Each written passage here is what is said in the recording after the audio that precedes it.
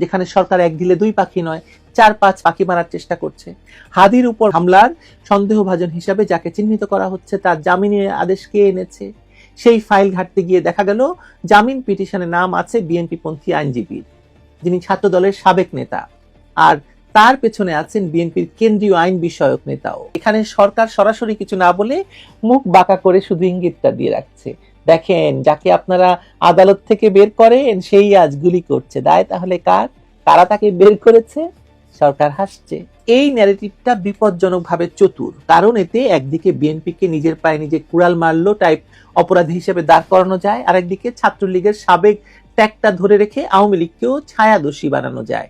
মানে দুই পক্ষ দুই দিক থেকে মার খায় আর দাঁড়িয়ে দাঁড়িয়ে ইন্টারিম মাঝখানে নিরপেক্ষ সাজে। আসলে আমার মাথায় একটি বিষয় ঢুকতে চায় না, কেন কায়সার কামালরা এরকম সন্ত্রাসীদের পেছনে দাঁড়ান যার সঙ্গে ছাত্রলীগের নাম থাকে? কেনই বা শিশির মনিররা আবার আবরার ফাহাদের খুনিদের ছাত্রলীগ জেনেও তাদের পক্ষে দাঁড়ায় বলেন তো? নামে ছাত্রলীগ আর কামে যদি ছাত্রদল বা ছাত্র শিবির হয় তাহলে বিষয়টা কিন্তু যৌক্তিক হয়, তাই না?